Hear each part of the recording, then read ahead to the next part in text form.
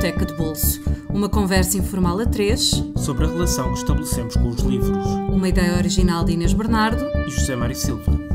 Olá, bem-vindos ao Biblioteca de Bolso, um podcast em que grandes leitores explicam o impacto provocado nas suas vidas por grandes livros. A convidada desta semana é Filipa Melo.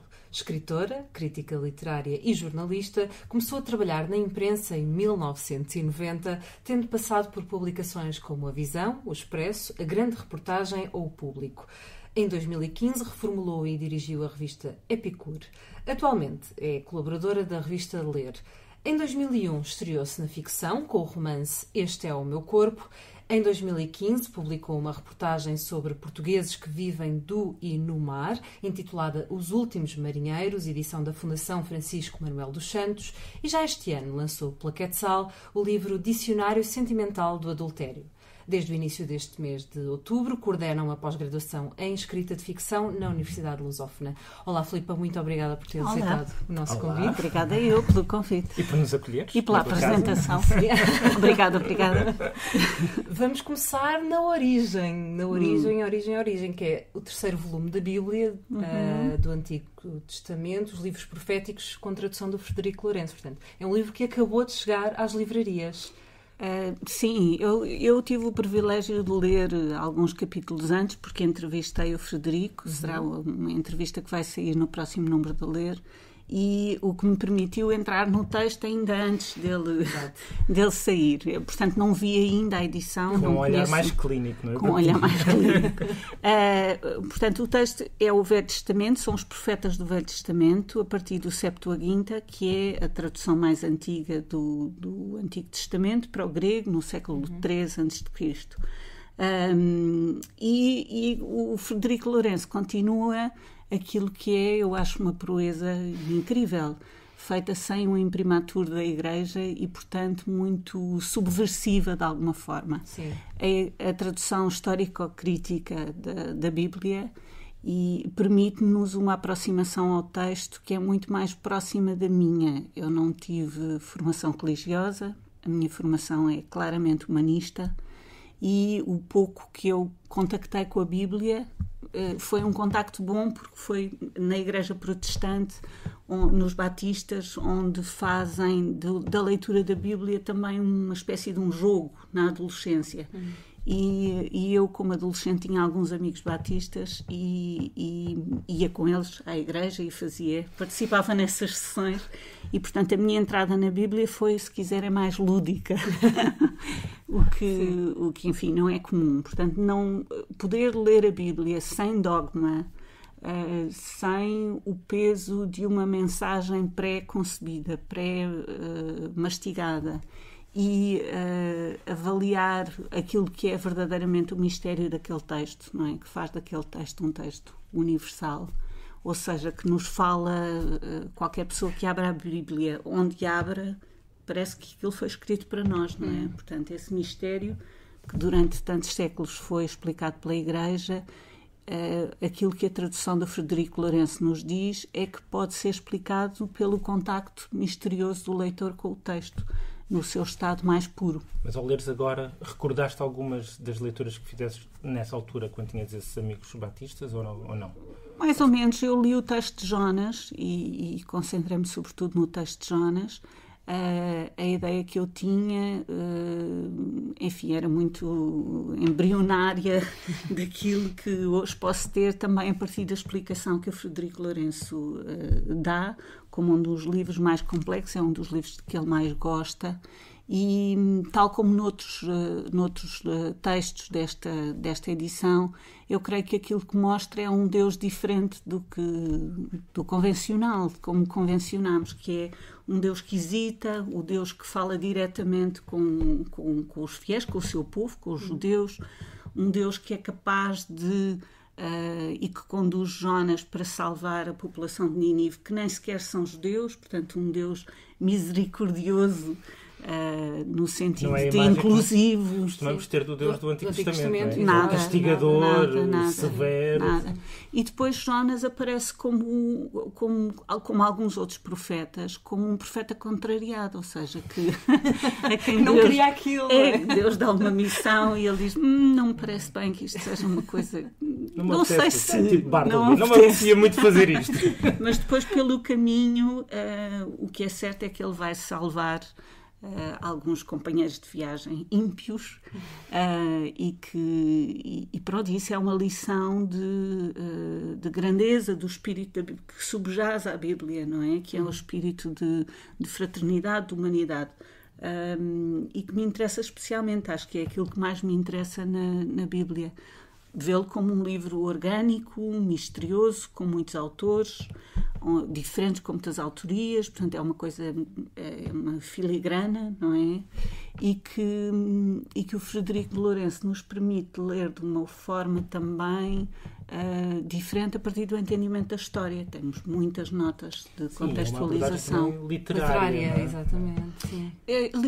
A abordagem literária ele recusa, não é? Portanto, ele diz que é uma tradução à letra e que portanto, traduz letra a letra, tentando manter o espírito mais... Ele não está a abordar isto do ponto de vista da religião, como um crente, porque, queiramos ou não, as outras traduções geralmente eram feitas por padres e têm já um condicionamento que ele acho que não teve, ou seja, ele está a tentar analisar o texto com esse como ele é, não como tu imaginas que ele deva ser, não é? E sem aquilo que já foi referido por um crítico, sem o perfume cristão. Eu adoro que aquilo não tenha o perfume cristão. Exatamente. Foi dito como crítica, mas para ti é um elogio, não é? Não ter o perfume cristão, eu acho que é uma mais-valia. Por isso, porque permite uma projeção... Incenso, não faço ideia. Não, o perfume cristão é evidente, o enquadramento da fé e a interpretação de cada palavra, porque o Frederico explica isso. Há partes do texto que são omissas, há palavras que no grego antigo eram radicalmente diferentes das do hebraico original, portanto há passagens que elas próprias colocam muitas questões, ou seja, ele fala de uma espécie de um espaço em branco no próprio texto que é misterioso e que foi ocupado pela doutrina e pelo dogma, não é? E que estas traduções literais permitem que seja ocupado pela nossa reflexão e por uma projeção maior do leitor. Portanto, também sabes o que... Sim, isso é sim, o texto às vezes tem, na tradução, o texto tem uma vibração estranha, não é? Há vibrações que se apanham. Sim. E há outras que se percebe que nunca se apanhará porque são um mistério dos textos. Na poesia isso é muito... Tens consciência de que por muito que te esforços não é possível resgatar aquilo, não é? Pronto, tens que viver com... Pois, é uma voz, é uma... Podes, a tradução... O que se perde na tradução, como sim, dizia o Larkin, não é? Aqui é de tamanha responsabilidade a tradução da Bíblia que tentar restituir com a máxima exatidão possível o texto, eu acho que é o mais... para mim é o mais meritório, enfim. E houve alguma coisa que descobriste nesta nova leitura que te surpreendeu? Eu acho que isto que falámos, esta ideia diferente de Deus, a possibilidade de... e depois a enorme importância que tem a história judaica e a forma como ela é completamente ignorada pelos católicos, não é? Pelos cristãos, genericamente. E mais à frente vamos falar de um autor judaico em que a questão do judaísmo é muito importante, mas antes vamos falar num livro que foi traduzido pelo Daniel Jonas, falar também do Jonas, que é o Ao Arrepio, do Joris Karl Huysmans. Não é JK, como ele dizia, não era o nome dele, mas era o nome artístico. Que é um romance bastante singular, é um dos, talvez o principal ou mais conhecido deste autor, que é um autor também ele com uma história que vale a pena contar, porque de certa maneira ele rompe com o naturalismo do Flaubert e do Balzac, etc. E é um autor decadentista, mas muito fascinante ao mesmo tempo, não é? Muito, parece datado ou anacrónico, mas para quem lê no século XXI é uma surpresa até a liberdade com que ele escreve. Como é que foi a tua descoberta deste livro? Este livro apareceu-me pela mão de um amigo já há vários anos. Eu li o primeiro em francês, chama-se A Rebours. Aqui em português para português o Daniel Jonas traduziu o título Ao Arrepio. Enfim, é questionável. E interessou-me sobretudo porque é uma jornada de um sibarita, de um esteta, do conde Jean des Essentes, e que é um decadente e que vai fazer coleção de várias coisas, vai fazer uma coleção muito eclética. O livro é um longo monólogo, vamos encontrar também um longo monólogo depois a seguir. É um longo monólogo que é uma reflexão estética e intelectual de alguém que quer afastar-se do mundo, portanto que tem uma rejeição dandy, uma rejeição... O mundo não está à altura dele, quase. O mundo, sim, e quer sobretudo trabalhar o artifício, tudo o que é artificial. Aliás, ele a dada altura, ele faz várias experiências com as cores, tem uma atenção enorme à forma como decora o seu tubúrio, como ele diz. O quarto, por exemplo, ele quer que simule uma cela de um monge. É claro que aquilo é o mais luxuoso que se possa imaginar. É tudo artificial, não é? É o mais longe possível. É um aristocrata e é um fútil no sentido em que pode dar-se esse luxo, não é? Sim, nada daquilo tem, nada daquilo que ele constrói à sua volta, que ele compõe à sua volta, as suas coleções de flores, de cores, de paladares. Nada daquilo é produtivo, não é? É uma coisa que se esgota em si mesma. Esgota-se no prazer dele. É criativo, portanto, o livro é muito, muito, muito interessante. Porquê? Porque, de facto, é antinaturalista, mas guarda do naturalismo uma atenção muito grande ao pormenor, ao detalhe. É extraordinário. O texto é extraordinário. Na descrição que faz... de uma certa inconsciência do narrador, não é? Que tenta compor uma consciência estética. Por exemplo, eu estava a dizer que na coleção das flores, a coleção de flores que ele procura fazer são as flores que parecem, as flores naturais que parecem mais artificiais. Tipo os antúrios, por exemplo. As coisas extraordinárias, estranhíssimas. E eu gosto dessa ideia da procura do artifício através da reflexão intelectual e do afastamento do mundo. Infelizmente, o Huysmans depois vai se tornar católico. Pois é, no fim da vida. Ou seja, tudo aquilo que eu aprecio mais dos Des Essentes, o Huysmans depois vai-lhe negar e vai dizer, o livro na edição portuguesa da Cotovia depois tem um prefácio escrito 20 anos depois, em que ele diz que tudo aquilo foi um caminho para Deus, o que é uma chatice. Turn-off completo. Mas o lado sensorial, as descrições sensoriais é fantástico, dos cheiros, por exemplo, não é? Uma parte com o olfato, ele explora os vários sentidos. De uma forma ele é um radical. Sinestésico, ou seja, que é uma coisa que se encontra também no Nabokov, não é? Que quer cruzar os sentidos e misturá-los e dar cor. Sabores com notas cheiros musicais, coisas assim. Não é? Sim. É o grande livro da sinestesia. Mas ao mesmo tempo ele é muito curioso quando analisa a literatura clássica latina e a literatura contemporânea francesa e diz, por exemplo, Virgílio é o autor mais chato da antiguidade. Ou seja, é muito transgressor e nesse sentido o texto ainda Plutarco, por exemplo, não é? O texto é muito... ainda é muito atual na sua irreverência. De certa maneira, esse aristocrata também era crítico literário, no fundo. Era um erudito. E as suas divagações, embora tenham uma repugnância enorme pelo mundo contemporâneo, são uma grande exaltação da erudação, do saber, da leitura, enfim, que é o meu mundo. Portanto, reconheces qual todo eu... não tens dinheiro para fazer uma coisa dessas. Pois, eu tenho imensa pena, senão também faria... Faria um jardim de flores não faria a torre, não sei o quê, não é? Mas enfim, acho que... Agora, o romance acaba com os médicos a dizer não, você tem que acabar com isto, não pode ficar sozinho, porque senão vai morrer doente, não é? E ele, muito contrariado, volta ao mundo. O que também é curioso, é irónico. O livro tem, assim, de fundo, uma ironia muito curiosa. Foi também isso que te atraiu no livro, essa ironia subjacente ao longo do... Sim, o livro é um delírio, não é? É um grande delírio, tal como tal como a vida de muitos dos estetas no final do século XIX pôde ser, não é? E faz lembrar o Carlos da Maia a montar o seu consultório, não é? Cheio de tudo o que era novidade. O Oscar Wilde também, que foi muito influenciado, não é? Mas ao mesmo tempo este livro, curiosamente, em relação a todas essas outras figuras, não tem o tédio. Ou seja, ele de vez em quando sente tédio, mas depois rapidamente pensa numa experiência ainda mais mirabolante do que a anterior. Sim. E, portanto, escapa ao tédio, essa ideia de tédio.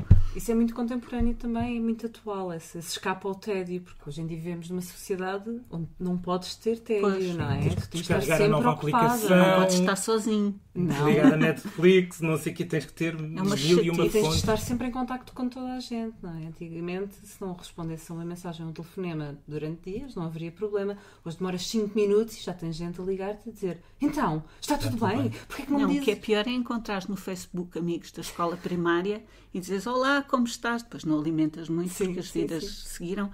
E o que me aconteceu foi um deles, 10 minutos depois, ele disse: temos que tomar um café. E 10 minutos depois estava a dizer: quando?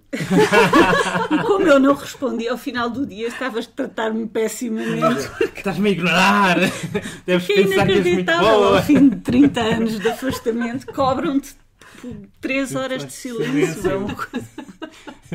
Depois de 30 anos de silêncio, cobram-te pelos 3. Muito estranho, muito estranho. Horas, e depois de 3 horas de silêncio vamos passar para um monólogo. Um outro monólogo, não é? Um outro monólogo, o Complexo de Portnoy, do Philip Roth, que é a tua última escolha. E, portanto, voltámos à história judaica. Notinhas no teu livro. Muitas bandeirinhas. Muitas bandeirinhas. Os livros têm sempre muitas bandeirinhas. Por acaso este não tem muitas bandeirinhas. Este está todo sublinhado.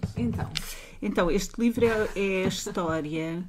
é a história do Portnoy, não é? Exatamente. É um Portnoy a conversar com um psicanalista. O Portnoy é um coitado de um rapaz judeu, vítima de todos os complexos e de todas as idiosincrasias dos judeus, de imigrantes de primeira geração nos Estados Unidos. E de uma mãe judia também. De uma mãe judia, portanto, uma mãe castradora e um pai que sofre de obstipação e todo o livro é delirante, não é? Porque tem uma enorme crueza, uma enorme desfaçatez, e a essência do livro é uma frase em que ele diz: eu sou filho de uma anedota de judeus, só que não é anedota nenhuma. E é uma longa exposição de um onanista, não é? Em que ele fala imensíssimo da masturbação. Ele é um masturbador compulsivo. E o livro é de 1969 e é extraordinário como é revolucionário a falar das questões sexuais. E isso para mim foi importantíssimo. Fruto da época, não é? Sim. E fruto disto é a segunda geração. Há uma segunda geração de imigrantes que questiona a primeira e que quer romper com tudo. E é o livro mais transgressor, mais transgressivo do Philip Roth. Rebenta com tudo. Ele diz que só conseguiu fazer isso porque o enquadrou enquanto monólogo para um psicanalista, porque senão seria completamente gratuito todas as descrições sexuais e... Sim, só no âmbito dessa relação com alguém que te está a ouvir, exatamente. Mas que tu sabes que não vai contar a ninguém, porque não pode. E que em teoria não te julga. Exatamente. Só aí é que tu poderias partilhar este tipo de coisas, não é? É, por exemplo, a obsessão da mãe dele com o coisinho dele, que eu acho extraordinário. Se tu quiseres, podes ler alguns certos, se encontrar. Mas a mãe tem a obsessão com o coisinho dele, chama o coisinho dele. E a verdade é que ele apaixona-se pelo coisinho dele e passa o tempo todo a falar do coisinho dele. Acontece, e da sua acontece muito. Mas ele diz eu gosto imenso deste ritmo coloquial, não é? Mas e que tem muito daquilo do melhor da literatura americana dos anos 70, não é? Que é dizer as coisas de uma forma rápida, simples, muito eficaz, mas muito cheia de significado, não é? E isso é uma coisa que a literatura portuguesa que custa muito a encontrar na literatura portuguesa, sobretudo quando se fala sobre sexo, não é? Sim. Um velho problema, não é? Um velho que permanece. Pois.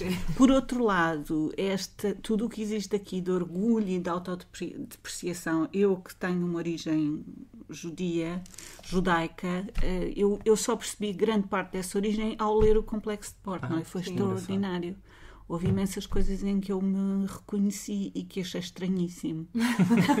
Achei mesmo muito estranho, muito estranho, que é uma mistura de orgulho com autodepreciação, que é de facto única e que não é muito compreensível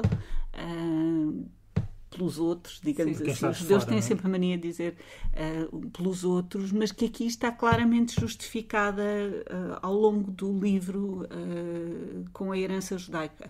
O livro todo é, no fundo, aquilo que se chama uma in-joke, que é uma anedota judaica, não é?